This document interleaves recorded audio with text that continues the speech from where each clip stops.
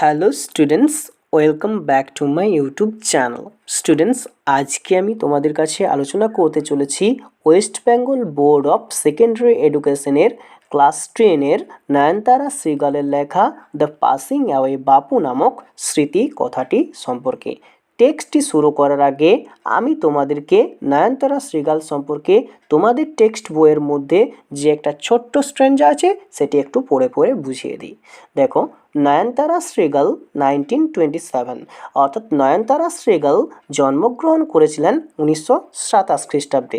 তারপরে দেখো একটা দাগ দেওয়া আছে, মানে নয়নতারা শ্রীগাল এখনও পর্যন্ত বেঁচে আছেন।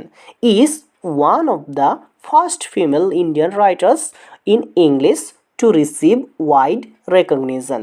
ছিলেন একজন ইংরেজিতে প্রথম ভারতীয় লেখিকা যিনি অর্জন করেছিলেন বিস্তৃত স্বীকৃতি। রেকগনিশন মানে হচ্ছে স্বীকৃতি, ওয়াইড মানে হচ্ছে বিস্তৃত, রিসিভ মানে হচ্ছে অর্জন করা।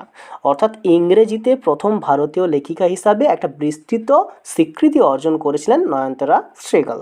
হার fiction deals with India's response to the crisis brought about by political changes. তার কথা সাহিত্য, ফিকশন মানে হচ্ছে এখানে কথা সাহিত্য, ডিলস উইথ ইন্ডিয়াস রেসপন্স ভারতীয়দের প্রতিক্রিয়া বা ভারতের প্রতিক্রিয়া, টু দ্য ক্রাইসিস, ক্রাইসিস মানে হচ্ছে সংকট, brought about by political changes নিয়ে আসে রাজনৈতিক পরিবর্তনের দ্বারা। তার মানে এটা গুছিয়ে বললে কি হবে, তার কথা সাহিত্য রাজনৈতিক পরিবর্তন নিয়ে আসা সংকট সম্পর্কে ভারতের প্রতিক্রিয়া নিয়ে কাজ করে। She won Sahitya Academy Award in 1986 for her novel Rich Like Us. তিনি রিচ লাইক আস উপন্যাসের জন্য 1986 সালে সাহিত্য একাডেমি পুরস্কার জয় করেছিলেন বা জিতে নিয়েছিলেন। তারপর দেখো টেক্সট সম্পর্কে একটা ছোট্ট স্ট্র্যাঞ্জা রয়েছে।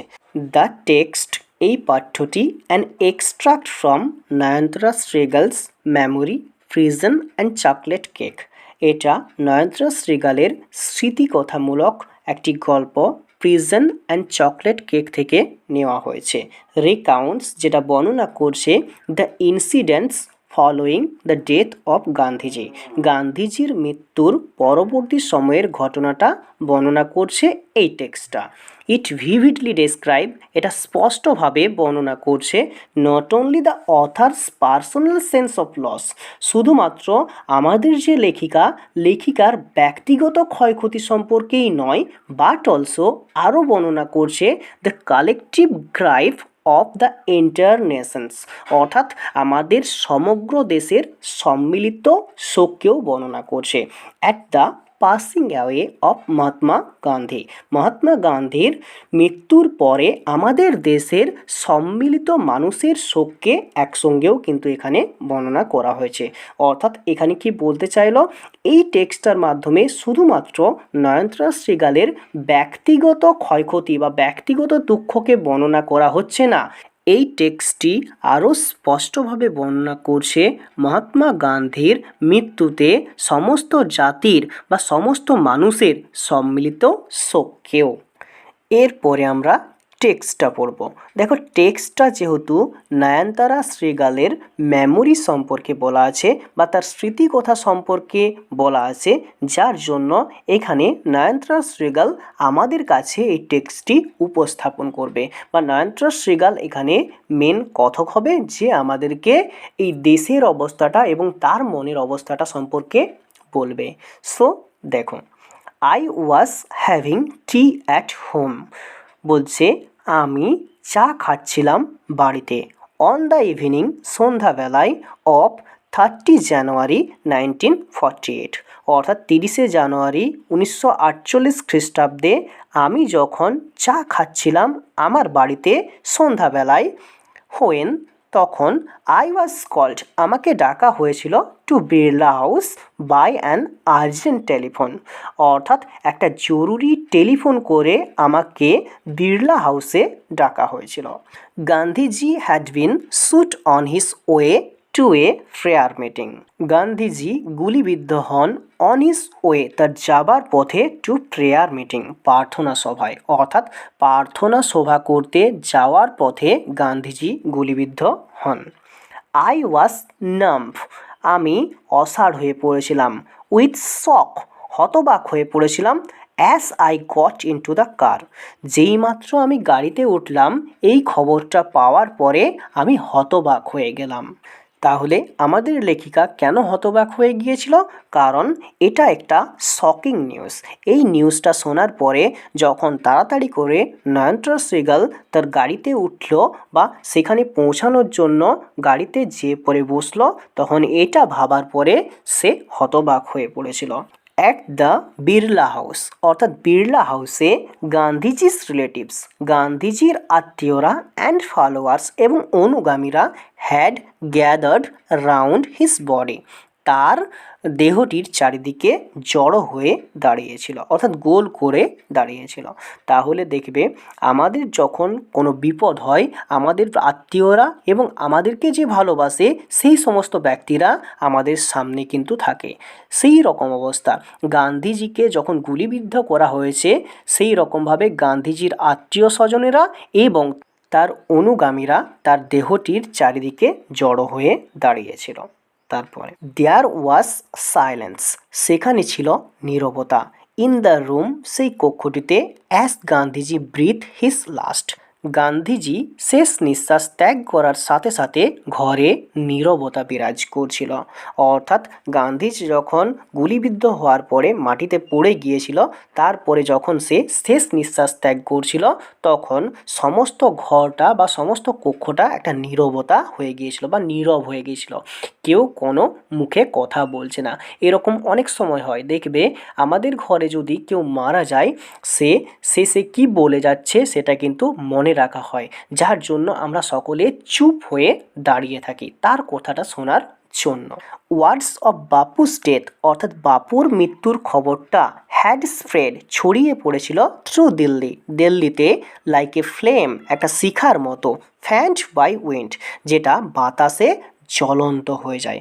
অর্থাৎ বাতাস যেমন আগুনের উত্তেজনাকে বাড়িয়ে দেয়, তেমনি বাপুজির মৃত্যুর খবরটা শিখার মতো সমস্ত দিল্লিতে ছড়িয়ে পড়েছিল। তাহলে গান্ধীজির মৃত্যুর খবরটা যখন ছড়িয়ে পড়েছিল সারা দিল্লিতে বা সারা দেশের মধ্যে, তখন দেখো তারপরে কি হচ্ছে, sad groups of men and women had collected around Birla house, অর্থাৎ বিড়লা হাউসটির আশেপাশে দুঃখিত পুরুষ ও মহিলারা বা মহিলা বা পুরুষের দল একত্র হয়েছিল গান্ধীজিকে দেখার জন্য। আউট অফ এভরি উইন্ডো, প্রতিটি জানালার বাইরে, ওয়ান কুড সি, একজন দেখতে পেত, a brown blur of face, অর্থাৎ একটা বাদামি নীলবর্ণ বা ঝাপসা ফেস, মুখ। They did not make a sound, তারা কিন্তু কোনো শব্দ করলো না। There was an unnatural silence, সেখানে একটা অপ্রকৃত নীরবতা ছিল, অর্থাৎ প্রকৃতিতে যেমন নীরবতা থাকে তার চেয়েও বেশি নীরবতা সেখানে দেখা গিয়েছিল গান্ধীজির মৃত্যুর সময়। ইট ওয়াজ অ্যাজ ইফ, এটা দেখে মনে হচ্ছিল, time stood still for those few minutes, অর্থাৎ সময় যেন কিছু মুহূর্তের জন্য দাঁড়িয়ে গিয়েছিল। The people were too stunned, অর্থাৎ লোকেরা হতবাক হয়ে পড়েছিল, to speak in the beginning, অর্থাৎ শুরুতে কথা বলতে, অর্থাৎ শুরুতে লোকেরা কথা বলতে খুব হতবাক হয়েছিল। দেখবে একটা জায়গায় যেখানে নীরবতা যদি বজায় থাকে, তাহলে আমাদের কিন্তু কথা বলতে একটু হতবাক ফিল হয় বা আমরা কথা বলতে ভয় পাই। সেই রকমভাবে যখন সকল মানুষেরা একত্রিত হয়েছে কিন্তু কেউ কথা বলছে না, তখন একজন ব্যক্তি বা যে কেউ ব্যক্তি প্রথমে কথা বলতে কিন্তু ভয় পাবে। লেটার, পরে, দে ক্ল্যামার্ড ওয়াইল্ডলি, তারা পূর্ণভাবে গোলমাল করছিল। এখানে ক্ল্যামার্ড মানে হচ্ছে ডিমান্ডেড লাউডলি, অর্থাৎ দাবি করা সশব্দে, অর্থাৎ সশব্দে তারা দাবি করছিল পূর্ণভাবে। শাউটিং অ্যান্ড ক্রাইং, তারা চিৎকার করছিল এবং কাঁদছিল। দে জস্টেলড ওয়ান অ্যানাদার, তারা একে অপরকে ধাক্কাধাক্কি করছিল। জস্টেলড মানে এখানে ধাক্কা দেওয়া, অর্থাৎ তারা একে অপরকে ধাক্কাধাক্কি করছিল। In a stampede to big into the house, অর্থাৎ তারা আতঙ্কে দিশাহারা হয়ে বা দিশাহারা অবস্থায় ঘরের মধ্যে একজন আরেকজনের সঙ্গে ধাক্কাধাক্কি করছিল এবং জোর করে প্রবেশ করার চেষ্টা করছিল। বিগ ইনটু দ্য হাউস মানে হচ্ছে এখানে ঘরের মধ্যে জোর করে প্রবেশ করাটা। অর্থাৎ গান্ধীজি যেখানে মারা গিয়েছে সেই জায়গাটা যাওয়ার জন্য বা সেই স্থানটিকে যাওয়ার জন্য তারা কি করছে না ধাক্কাধাক্কি করছে। দে ক্লাম্পড এ লিটিল, তারা একটু শান্ত হয়েছিল কিছুটা সময়ের জন্য।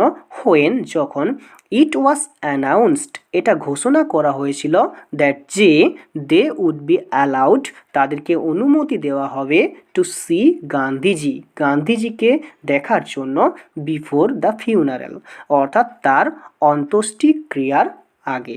অর্থাৎ তারা কিছুটা শান্ত হয়েছিল যখন জানানো হয়েছিল যে অন্ত্যেষ্টিক্রিয়ার আগে গান্ধীজিকে দেখার অনুমতি তাদেরকে দেওয়া হবে। হোয়েন ওয়ান ইজ ফেসড, যখন একজন সম্মুখী হয় with the shock of a loved one's death, অর্থাৎ তার প্রিয়জনের মৃত্যুর মুখোমুখি।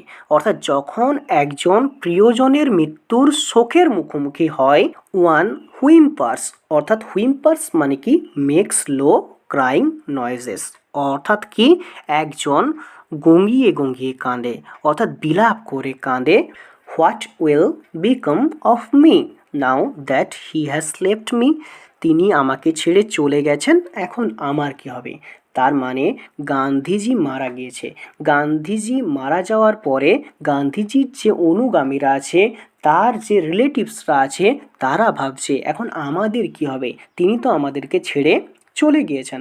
এটাই দেখো নয়নতারা শ্রীগাল বলার চেষ্টা করেছে, যখন আমরা আমাদের কোনো প্রিয় মানুষদের মৃত্যুর সম্মুখীন হয় বা প্রিয় মানুষদের মৃত্যুর শোকের মুখোমুখি হয়, তখন আমরা মনে মনে গোঙাতে গোঙাতে কাঁদতে কাঁদতে বা বিলাপ করে কাঁদতে কাঁদতে ভাবি যে আমাদের এখন কি হবে, সে তো আমাকে ছেড়ে চলে গেল। দিস ওয়াজ শিওরলি, এটা অবশ্যই দ্য কোয়েশ্চেন ছিল একটা প্রশ্ন, আপার মোস্ট মানে সকলের বা সর্বোচ্চ, ইন দ্য মাইন্ড অফ মৌনিং পিপল, মৌনিং বলতে এখানে শোকগ্রস্ত মানুষজনের। অর্থাৎ এটার মানেটা গুছিয়ে বললে কি হবে না, এটা অবশ্যই শোকগ্রস্ত মানুষের মনে সবচেয়ে বড় প্রশ্ন ছিল যে আমাদের এরপরে কি হবে। They looked like lost children, তাদেরকে হারিয়ে যাওয়া শিশুর মতো লাগছিল, অর্থাৎ তারা যেন তাদের মা বাবার কাছ থেকে হারিয়ে গেছে। এখানে গান্ধীজি দেখবে তাদের অনুগামীদেরকে অনেক সময় লিড করতো, অর্থাৎ গান্ধীজিই কিন্তু দলের নেতা ছিল, সে যা বলতো তার অনুগামীরা তাই করতো, যার জন্যে তার অনুগামীরা ভাবছে তারা তাদের পিতামাতাকে বা পিতাকে হারিয়ে ফেলেছে, তারা এখন কি হারিয়ে যাওয়া শিশুর মতো তাদের অবস্থা। It was the question in many of our hearts as we sat, এটা ছিল প্রশ্ন in many of our hearts মানে আমাদের অনেকের হৃদয়ের, অ্যাজ উই স্যাট যখন আমরা বসেছিলাম, অর্থাৎ এটি আমাদের অনেকের মনে প্রশ্ন ছিল যখন আমরা বসেছিলাম। স্টিল শকড অ্যান্ড আনবিলিভিং, অর্থাৎ এখনও পর্যন্ত আমরা হতবাক হয়েছিলাম এবং সংশয়ী হয়েছিলাম। আনবিলিভিং বলতে অবিশ্বাসী, অর্থাৎ আমরা এখনও পর্যন্ত বিশ্বাস করতে পারছিলাম না যে আমাদের বাপু মারা গিয়েছে। We listened to the broadcast telling the people of India that their Bapu was no more. We listened বলতে আমরা শুনছিলাম, টু দ্য ব্রডকাস্ট বলতে এখানে সম্প্রচার, বলছে আমরা সম্প্রচার শুনছিলাম, টেলিং সেখানে বলা হচ্ছিল দ্য পিপল অফ ইন্ডিয়া ভারতের মানুষজনকে, that their Bapu was no মোর তাদের বাপু কিন্তু আর নেই। অর্থাৎ এখানে নয়নতারা শ্রীগাল এবং আরও অনুগামীরা যখন বসেছিল তখন তারা বসে বসে ভাবছিল এবং তারা গান্ধীজির এই মৃত্যুটা সম্পর্কে হতবাক এবং সংশয়ী হয়েছিল। তখন ভারতের সম্প্রচার তারা শুনেছিল, যাতে বলা হচ্ছিল যে তাদের বাপু আর নেই। দেখো তারপরে কি বলা আছে, Gandhiji's funeral was to take place the day after his death. গান্ধীজির শেষকৃত্য, ফিউনারেল কথার অর্থ হচ্ছে শেষকৃত্য, ওয়াজ টু টেক প্লেস অর্থাৎ অনুষ্ঠিত হয়েছিল বা অনুষ্ঠিত হবে the day after his death অর্থাৎ তার মৃত্যুর পরের দিনই। আওয়ার্স ইন অ্যাডভান্স অর্থাৎ ঘন্টা খানেক আগে থেকে পিপল লিন্ট অর্থাৎ মানুষজনেরা সারিবদ্ধ হয়েছিল the route the funeral procession was to follow অর্থাৎ যে রাস্তায় অন্ত্যেষ্টিক্রিয়ার কাজটি করা হবে সেই রাস্তায় মানুষজনেরা গান্ধীজিকে অনুসরণ করে হাঁটতে শুরু করেছিল। অর্থাৎ অন্ত্যেষ্টিক্রিয়ার পথ অনুসরণ করতে তারা সারিবদ্ধ হয়েছিল, মানে কি গান্ধীজির সাথে সাথে শেষবারের জন্য দেখবে হেঁটে যাবে, এটা আমরা পাবো। তারপর দেখো কী বলা আছে, Padmashri Mrs Naidu's daughter spoke for us all when she said simply we will walk. দেখো এখানে কি পাচ্ছি না, পদ্মশ্রী মিসেস নাইডুস ডটার অর্থাৎ পদ্মশ্রী শ্রীমতী নাইডুর কন্যা স্পোক ফর আস অর্থাৎ আমাদের জন্য বলেছিল, সি সেড সিম্পলি অর্থাৎ সহজভাবেই বলেছিল যে উই উইল ওয়াক আমরা হাঁটব। অর্থাৎ পদ্মশ্রী শ্রীমতী নাইডুর কন্যা যখন আমাদের জন্য সহজভাবে বলেছিল যে আমরা হাঁটব। তারপর দেখো কী বলা আছে, বলছে it is the last time we shall be walking with বাপু। বলছে এটা হচ্ছে শেষবার আমরা বাপুর সাথে হাঁটব। অর্থাৎ দেখো একটু পরে আমরা পাচ্ছি এখানে শ্রীমতী নাইডুর কন্যা বলছে যে গান্ধীজিকে যখন শেষকৃত্য বা অন্ত্যেষ্টিক্রিয়ার পথে নিয়ে যাওয়া হবে আমরা গান্ধীজির সাথে সাথে শেষবারের জন্য হাঁটব। কারণটা কি না, গান্ধীজি মারা গিয়েছে, এরপরে কিন্তু তারা আর গান্ধীজির সঙ্গে হাঁটতে পাবে না, যার জন্য এটা কিন্তু শ্রীমতী নাইডুর কন্যা বলেছিল সমস্ত অনুগামীদের। ইট ওয়াজ অ্যান অ্যাগোনিজিং ওয়াক, এটা ছিল একটা যন্ত্রণাদায়ক পথচারণ অর্থাৎ যন্ত্রণাদায়ক যাত্রা। অ্যাগোনিজিং মানে হচ্ছে যন্ত্রণাদায়ক, অর্থাৎ এই যে হাঁটাটা শেষবারের মতো হাঁটাটা এটা ছিল যন্ত্রণাদায়ক একটা। কারণটা কি, গান্ধীজি বেঁচে থাকার সময় অনেকবার গান্ধীজির অনুগামীরা গান্ধীজির পিছনে পিছনে হেঁটে গিয়েছে, কিন্তু এটা শেষবারের মতো হাঁটা এবং এটা তাদের কাছে যন্ত্রণাদায়ক, তারা ভেবে ভেবে যন্ত্রণা পাবে। কারণটা কি না, তারা আর গান্ধীজির সঙ্গে হাঁটতে পাবে না। থাউজেন্ডস সাইলেন্টলি ওয়াচড দ্য প্রক্রিয়েশন, হাজার হাজার মানুষ নীরবে মিছিলটি দেখছিল বা শেষ কাজটি দেখছিল। দেখো থাউজেন্ড বলতে এখানে হাজার হাজার মানুষ, সাইলেন্টলি বলতে নীরবে, ওয়াচড মানে হচ্ছে দেখেছিল, দ্য প্রক্রিয়েশন অর্থাৎ শেষকৃত্য বা শেষ কাজটি। গান্ধীজিকে যখন নিয়ে যাওয়া হচ্ছিল তার শেষকৃত্য করার জন্য তখন হাজার হাজার মানুষ নীরবে কিন্তু সেই মিছিলটি দেখছিল।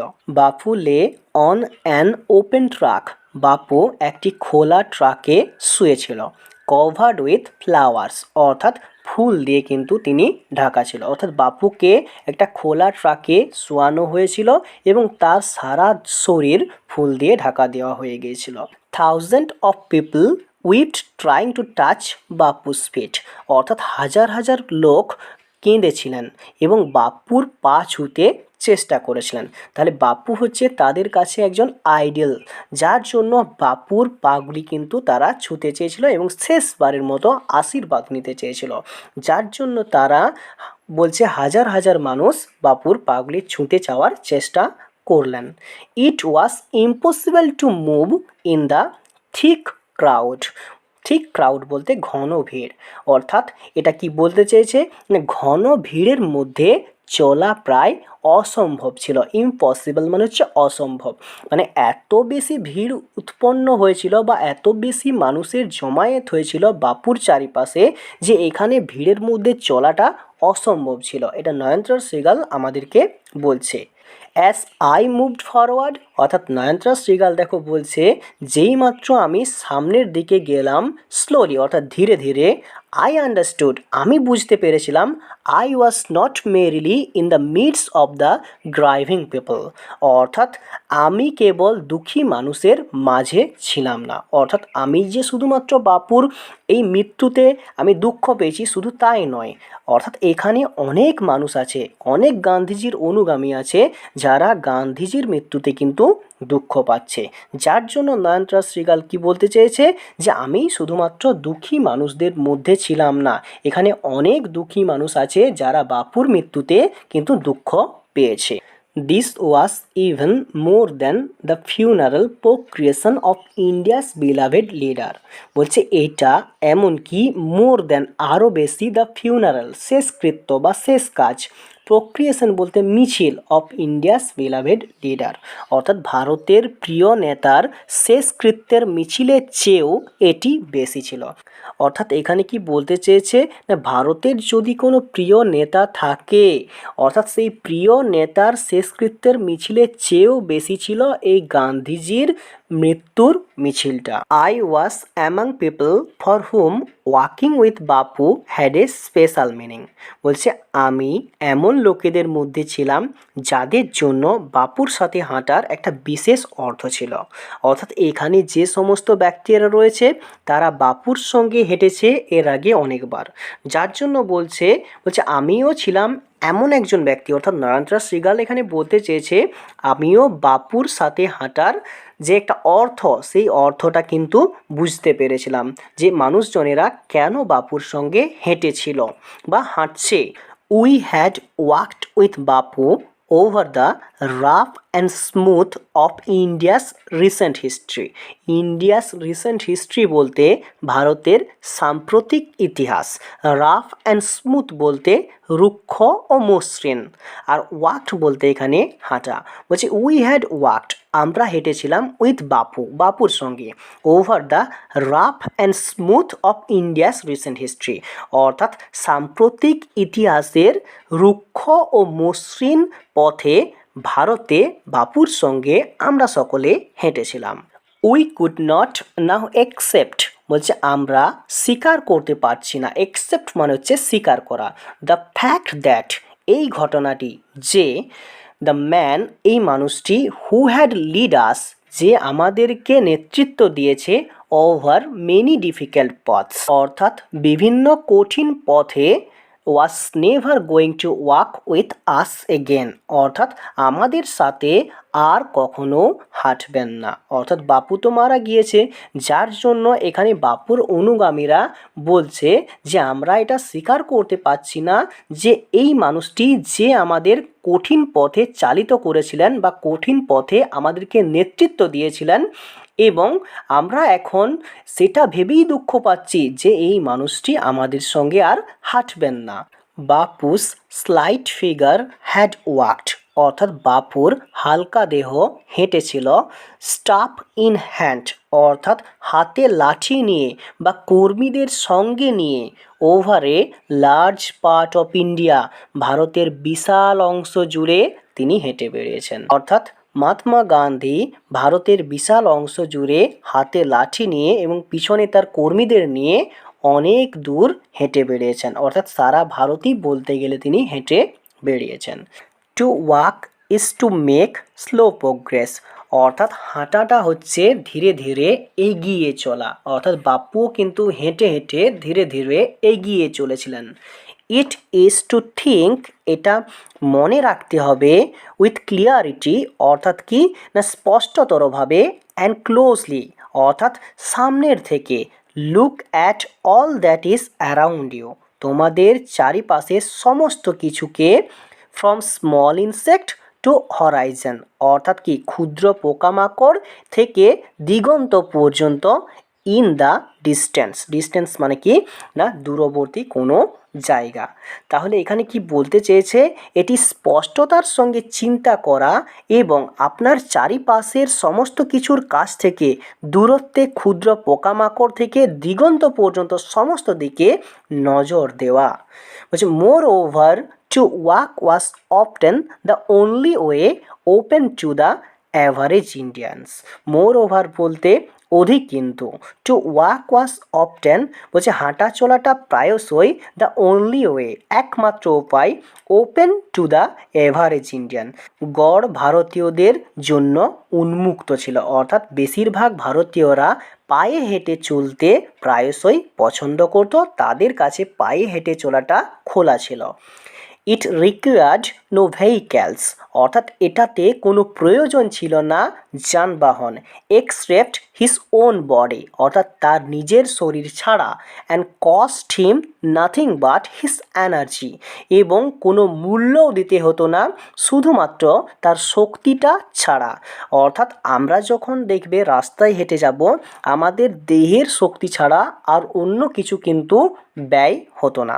গাড়িতে গেলে দেখবে কি হয়, আমাদেরকে টাকা দিয়ে পরে যেতে হয়। তাহলে এখানে মহাত্মা গান্ধী হেঁটে হেঁটে তার সারা জীবন অতিবাহিত করেছে বা যে কোনো কাজ করেছে, যার জন্য এখানে বলতে চেয়েছে নরেন্দ্র সেহগাল যে হাঁটাটা হচ্ছে কিছু নয়, শক্তি ব্যতীত শরীরের অন্য কোনো কিছু ব্যয় করে না।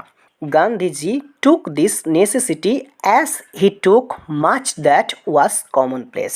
গান্ধীজি এই প্রয়োজনীয়তাটিকে গ্রহণ করেছিলেন কারণ তিনি প্রচলিত বিষয়কে অনেকটা গ্রহণ করেছিলেন, and transform it into a joyful effort, এবং এটিকে আনন্দময় প্রচেষ্টায় রূপান্তরিত করেছিলেন। অর্থাৎ গান্ধীজি এই হাঁটার কাজটাকে প্রয়োজনীয় অঙ্গ হিসাবে গ্রহণ করেছিলেন, যে আমরা যখন কোনো কাজ করব হেঁটে হেঁটেই করব, এবং কি করেছিলেন না এই বিষয়টাকে একটা প্রচলিত ধারণা করে দিয়েছিলেন এবং হাঁটার কাজটিকে একটি আনন্দময় প্রচেষ্টাতে তিনি রূপান্তরিত করেছেন। অর্থাৎ মানুষ দেখবে হাঁটতে কিন্তু পছন্দ করে না, কিন্তু গান্ধীজির সঙ্গে হাঁটা মানে একটা আনন্দময় প্রচেষ্টা, অর্থাৎ আনন্দময়ের এর থেকে আর কিছু নেই, যার জন্য গান্ধীজির অনুগামীরা তার সঙ্গে হেঁটে হেঁটে যেত। তাহলে এখানে কি বলতে চাইল, যে গান্ধীজির সঙ্গে তার অনুগামীরা অনেকবার হেঁটে হেঁটে গিয়েছেন, যার জন্য তারা কিন্তু এখানে দুঃখ পাচ্ছে। আর নরেন্দ্র সেহগাল গান্ধীজির সঙ্গে তার অনুগামীদের হাঁটার আগের পরিচয়গুলি আমাদের কাছে তুলে ধরছে। আমরাও জানি গান্ধীজি অনেক সময় ইতিহাস বই পড়েছি, কিন্তু হেঁটে হেঁটে লবণভঙ্গ আইন করেছে, অনেক কিছু গান্ধীজি হেঁটে হেঁটে অর্জন করেছে। তারপরে কি বলা আছে ইউনিট 3-তে, some days after the funeral, অর্থাৎ অন্ত্যেষ্টিক্রিয়ার কিছুদিন পরে a special train took Gandhiji's ashes to Allahabad, অর্থাৎ গান্ধীজির অ্যাসেস মানে হচ্ছে ছাই, টুক মানে হচ্ছে নিয়ে গিয়েছিল, স্পেশাল মানে হচ্ছে বিশেষ, অর্থাৎ একটা বিশেষ ট্রেন গান্ধীজির ছাইগুলিকে এলাহাবাদে নিয়ে গিয়েছিল। কেন নিয়ে গিয়েছিল না, সেখানে দেখো গঙ্গা যাত্রা দেবার জন্য। হিন্দু মাইথোলজিতে বলা হয় যে একজনকে পোড়ানোর পরে তার অস্থিগুলি গঙ্গাতে বিসর্জন দিতে হয়, তাহলে তার জন্য কি করছে না গান্ধীজির সেই অস্থিগুলিকে গঙ্গাতে নিয়ে যাওয়া হয়েছে। The compartment was decked with flowers, গান্ধীজিকে যে কম্পার্টমেন্ট অর্থাৎ ট্রেনের কামরাতে নিয়ে যাওয়া হয়েছিল, অর্থাৎ যে কামরাটার মধ্যে গান্ধীজির অস্থিগুলি ছিল সেখানটা সাজানো হয়েছিল ফুল দিয়ে। পরে ডেকড বলতে অর্থাৎ সাজানো, অর্থাৎ সেই কামরাটা সাজানো হয়েছিল ফুল দিয়ে। People on the train স্যাং bhajans, অর্থাৎ সেই ট্রেনের মধ্যে যে সমস্ত মানুষজনেরা ছিল বা গান্ধীজির অনুগামীরা ছিল তারা কি করছিল, তারা ভজন গান করছিল। People did not weep anymore, অর্থাৎ মানুষজনেরা আর কাঁদছিল না। ফর দে কুড ফিল, তারা অনুভব করছিল, ফর মানে হচ্ছে এখানে জন্য, এর জন্য কাঁদছিল না, দে কুড ফিল তারা অনুভব করতে পারছিল Gandhiji's presence amid the flowers and the songs, অর্থাৎ গান্ধীজির প্রেজেন্স মানে হচ্ছে উপস্থিতি, অ্যামিড বলতে এখানে মধ্যে, অর্থাৎ কি সেই ফুল এবং গানের মধ্যে গান্ধীজির উপস্থিতিটা তারা অনুভব করতে পারছিল। অ্যাট এভরি স্টেশন, প্রত্যেকটি স্টেশনে সরফুল অর্থাৎ দুঃখিত, ক্রাউডস মানে হচ্ছে ভিড় বা জনতা, ফিল্ড দ্য প্ল্যাটফর্ম, অর্থাৎ কি প্ল্যাটফর্মটি ভরে দিচ্ছিল দুঃখিত জনতা। অর্থাৎ গান্ধীজি মারা গিয়েছে, সকলে দুঃখিত হয়ে পড়েছে, যার জন্য কি হচ্ছে না প্রত্যেক প্ল্যাটফর্মে কিন্তু দুঃখিত জনতার ভিড় কিন্তু লেগেছিল। Aimed song and prayer the train reached Allahabad, অর্থাৎ কি গান এবং হচ্ছে প্রার্থনার মধ্যে ট্রেনটি এলাহাবাদে পৌঁছালো। এমড বলতে এখানে মধ্যে, অর্থাৎ কি গান এবং প্রার্থনার মধ্যে ট্রেনটি এলাহাবাদে পৌঁছেছে, যার বর্তমান নাম এখন Prayagraj. The ashes were immersed in the Ganges where a huge crowd had gathered at the bank, অর্থাৎ সেই ছাইগুলি ইমেজড বলতে এখানে নিমজ্জিত করা, অর্থাৎ নিমজ্জিত করা হয়েছিল ইন দ্য গাঙ্গেস মানে হচ্ছে গঙ্গা নদীতে, হোয়ের যেখানে এ হিউজ ক্রাউড একটা বিশাল ভিড় had gathered at the bank একত্রিত হয়েছিল সেই নদীর পাড়ে অর্থাৎ গঙ্গা নদীর পাড়ে একটা বিশাল ভিড় একত্রিত হয়ে গান্ধীজির ছাইগুলিকে বা অস্থিগুলিকে শেষে বিসর্জন করা হয়েছিল বা নিমজ্জিত করা হয়েছিল। আফটারওয়ার্ড তারপরে we all went back to Delhi, অর্থাৎ আমরা সকলে দিল্লিতে ফিরে এসেছিলাম। আমরা সকলে বলতে কি গান্ধীজির অনুগামীরা এবং নয়নতারা শ্রীগাল এখানে বলতে চেয়েছে যে নয়নতারা শ্রীগাল এবং গান্ধীজির অনুগামীরা সকলে মিলে দিল্লিতে ফিরে এসেছিল। ব্যাক ইন দিল্লি, দিল্লিতে ফেরার পরে আই ফেল্ট অ্যাট সি, আমি নিজেকে সমুদ্রে অনুভব করলাম। অর্থাৎ নয়নতারা শ্রীগাল এখানে কি বলছে না, দিল্লিতে ফিরে আমি বুঝতে পারলাম যে আমি সমুদ্রের মধ্যে রয়েছি। কেন বলেছে না, গান্ধীজি এতদিন তার সঙ্গে ছিল, যার জন্য কিন্তু সে নিজেকে প্রোটেক্টেড মনে করছিল। এখন সে নিজেকে সমুদ্রের মধ্যে মনে করছে গান্ধীজির অবর্তমানে। I had not directly walked with Gandhiji, Nayantara Sahgal এখানে বলছে আমি সরাসরি গান্ধীজির সঙ্গে হাঁটিনি। ডিরেক্টলি হচ্ছে সরাসরি, ওয়াকড মানে হচ্ছে হাঁটা। আমি সরাসরি গান্ধীজির সঙ্গে হাঁটিনি। গান two prison at his call, তার ডাকে কারাগারেও যায়নি। প্রিজন মানে হচ্ছে কারাগার। অথবা made any sacrifice for my country, অর্থাৎ আমি করিনি কোনো স্যাক্রিফাইস। স্যাক্রিফাইস বলতে ত্যাগ বা উৎসর্গ। আমি কোনো ত্যাগ করিনি আমার কান্ট্রি অর্থাৎ দেশের জন্য। অর্থাৎ এখানে নয়নতারা শ্রীগাল কী বলছে, আমি গান্ধীজির সঙ্গে হাঁটিও নি, গান্ধীজির সঙ্গে কারাগারেও যাইনি, আর আমার দেশের জন্যে আমি কোনো স্যাক্রিফাইসও করিনি। অর্থাৎ কি আমার দেশের জন্য আমি কোনো ত্যাগও করিনি। মাই সিস্টার্স অ্যান্ড আই, আমি এবং আমার বোন, and other young people like me, এবং আমাদের মতো অন্যান্য যুবক মানুষেরা হ্যাড বিন ম্যারিলি অনলোকার্স, তারা শুধুমাত্র দর্শক ছিলাম। আমরা শুধুমাত্র কি না দর্শকের মতো কাজ করেছি। আমরা শুধুমাত্র দেখেছি যে গান্ধীজি এবং তার অনুগামীরা কি কাজ করছে। বাট কিন্তু still I felt at sea, কিন্তু এখনও পর্যন্ত আমি নিজেকে সমুদ্রে অনুভব করতে লাগলাম। আই ফেল্ট, আমি অনুভব করলাম, I had grown up with a magic circle, আমি একটি জাদুই বৃত্তের মধ্যে বড় হয়েছি। দেখবে অনেক সময় হয় বাচ্চা ছেলেদের পিতামাতা যদি থাকে তারা কি করে না একটা সার্কেলের মতো তাকে গণ্ডি করে আটকে রাখে। অর্থাৎ কি এখানে যাওয়া চলবে না, যেটা করা চলবে না সেটা কিন্তু তাদেরকে সেই বাচ্চা ছেলেকে করতে তারা বাধা দেয়, আর তারা কি করে বাচ্চা ছেলেদের শিক্ষাটা দেয়। তাহলে গান্ধীজি হয়তো নয়নতারা শ্রীগালকে অনেক শিক্ষা দিয়েছে এবং কি করেছে না তাকে আগলে রেখেছে, যার জন্যে কি বলছে না গান্ধীজির মৃত্যুর পরে সে বুঝতে পারছে যে সে বড় হয়েছিল একটা জাদুই বৃত্তের মধ্যে। এবং তারপর দেখো কি পাচ্ছি, উইথ বাপুস পাসিং অ্যাওয়ে, বাপুর মৃত্যুর পরে আই ফেল্ট, আমি অনুভব করলাম, the magic circle had vanished, সেই জাদুই বৃত্তটি কি হয়েছে না উধাও হয়ে গিয়েছে। ভ্যানিশড মানে হচ্ছে উধাও হয়ে যাওয়া। লিভিং মি আনপ্রোটেক্টেড, লিভিং মানে হচ্ছে ত্যাগ করা বা ছেড়ে যাওয়া, আমাকে ছেড়ে গিয়েছে আনপ্রোটেক্টেড, অসুরক্ষিত অবস্থায়। অর্থাৎ কি গান্ধীজি ছিল তাই এতদিন পর্যন্ত নয়নতারা শ্রীগাল সুরক্ষিত ছিল, এখন গান্ধীজি তাকে ছেড়ে চলে গিয়েছে, যার জন্য নয়নতারা শ্রীগাল কি বলছে যে আমাকে অসুরক্ষিত অবস্থায় রেখে গান্ধীজি আমাকে ছেড়ে চলে গিয়েছে। With an effort I roused myself, একটা প্রচেষ্টা সহকারে, এফোর্ট মানে হচ্ছে প্রচেষ্টা, আই রাউস্ড মানে হচ্ছে আমি নিজেকে প্রজ্বলিত করা। অর্থাৎ নয়নতারা শ্রীগাল এখানে কি বলছে, একটা প্রচেষ্টার সাথে আমি নিজেকে প্রজ্বলিত করলাম বা জাগিয়ে তুললাম। অর্থাৎ এতক্ষণ পর্যন্ত আমরা কি পাচ্ছিলাম যে নয়নতারা শ্রীগাল গান্ধীজির মৃত্যুর পরে সে বুঝতে পারছে সে অসুরক্ষিত অবস্থায় রয়েছে, কিন্তু এখন সে কি করছে না তার মনকে শক্ত করছে এবং নিজেকে জ্বালানোর চেষ্টা করছে, অর্থাৎ কি নিজের পরে কিছু করার চেষ্টা করছে। দেখো তারপরে কি পাচ্ছি, আই আস্কড মাইসেলফ, আমি নিজেকে জিজ্ঞাসা করলাম। অর্থাৎ নয়নতারা শ্রীগাল নিজেকে জিজ্ঞাসা করছে, অর্থাৎ নিজের মনকে জিজ্ঞাসা করছে। হ্যাড বাপু লিভড, অর্থাৎ কি বাপু বেঁচে ছিলেন, অ্যান্ড ডাইড ফর নাথিং, অর্থাৎ মারা গিয়েছিলেন কোনো কিছুর জন্যই। অর্থাৎ এখানে কি বলতে চেয়েছে, বাপু কি কোনো কিছুর জন্য বেঁচে ছিলেন না এবং মারা যাননি। তার মানে কি বাপু কাদের জন্য বেঁচে ছিল, বাপু তার অনুগামীদের জন্য বেঁচে ছিল, বাপু দেশকে স্বাধীন করার জন্য বেঁচে ছিল, এবং বাপু মারা গিয়েছেন তাদের জন্য, অর্থাৎ দেশের জন্যই কিন্তু প্রাণ দিয়েছেন। তারপর দেখো নয়নতারা শ্রীগাল কি বলছে, আচ্ছা how could I so easily lose courage when he was no longer there, বলছে কিভাবে আমি এত সহজেই সাহস হারাতে পারি তিনি যখন আর নেই আমাদের মধ্যে, অর্থাৎ কি নয়নতারা সেহগাল এখন নিজেকে বলছে কি যে কি আমি কিভাবে সাহসটা হারাতে পারি, বাপু তো আমাদের সঙ্গে আর নেই, তাহলে আমার কি করতে হবে না সাহসটা মনের মধ্যে রাখতে হবে, সাহস হারালে কিন্তু চলবে না।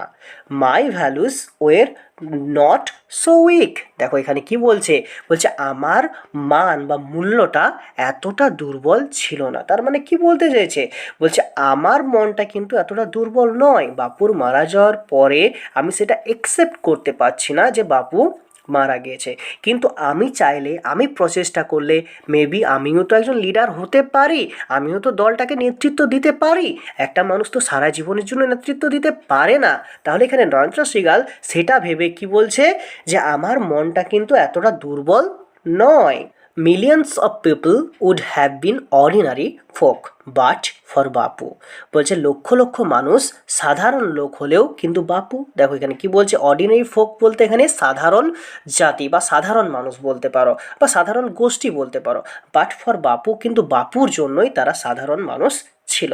এখানে কি বলতে চেয়েছে, বলছে লক্ষ লক্ষ মানুষ সাধারণ লোক হলেও কিন্তু বাপু তো সাধারণ লোক নয়, বাপু একজন ডিভাইন বিং, তার জন্য কি বলতে চেয়েছে লক্ষ লক্ষ মানুষ বাপুকে অনুসরণ করেছে, কেন অনুসরণ করেছে না বাপু কোনো সাধারণ ব্যক্তি ছিলেন না।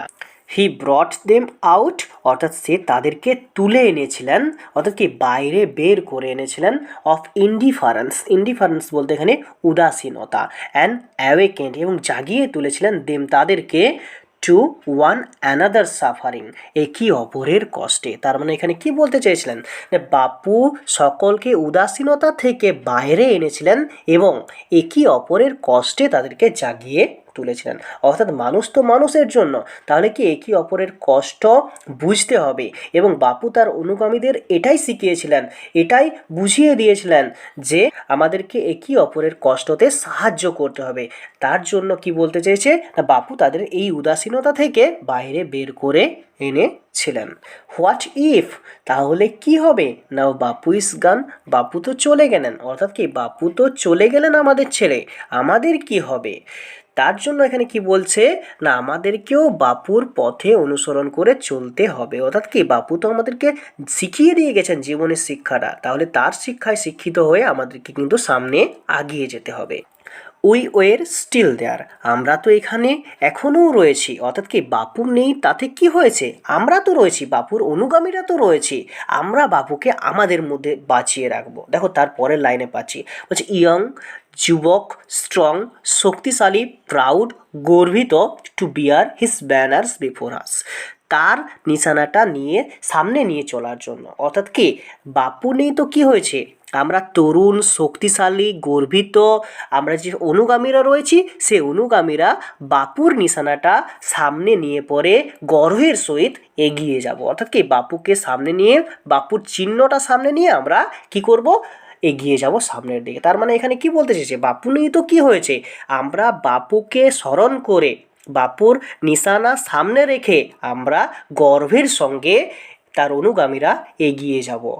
বাপু হ্যাড পাস্ট অ্যাওয়ে, বাপু মারা গেছেন, বাট কিন্তু his India would continue to live in his children, কিন্তু তার ভারত তার সন্তানদের মধ্যেই বেঁচে থাকবে, অর্থাৎ দেখো এখানে কি পাচ্ছি না বাপু তো মারা গিয়েছে তাতে কি হয়েছে, কিন্তু তার ভারত, বাপু যে ভারতের জন্য তার প্রাণটা উৎসর্গ করেছে সেই ভারত কি করবে না তার সন্তানদের মধ্যেই বেঁচে থাকবে, অর্থাৎ কি না ভারত তার সন্তানদের মধ্যেই বেঁচে থাকবে এবং তার সন্তানদের মনের মধ্যেই বাপু কিন্তু বেঁচে থাকবে, যেহেতু সন্তানরা বাপুর ব্যানারটা সামনে নিয়ে বা নিশানাটা সামনে নিয়ে এগিয়ে যাবে, তার নিশানাটার সঙ্গে বাপুকেও তারা মনে রাখছে এবং বাপু যে ভারতবর্ষকে এত ভালোবেসেছেন, যে ভারতবর্ষের জন্য জীবন উৎসর্গ করেছেন এবং তার প্রাণও শেষ পর্যন্ত বিসর্জন দিয়েছেন, তার চিলড্রেন, তার সেই ছোট্ট বাচ্চারা বা সন্তানেরা এই ভারতের মধ্যেই বেঁচে থাকবে এবং ভারতও সেই ছোট্ট সন্তানদের মধ্যেই বেঁচে থাকবে। তাহলে স্টুডেন্ট আশা করছি এই মেমোরেবল শর্ট স্টোরিটি অর্থাৎ কি স্মৃতিকথামূলক এই ছোট গল্পটি তোমরা বুঝতে পেরেছো। সো আজকে এই অবধি থাক। Bye bye student, see you soon in my next video.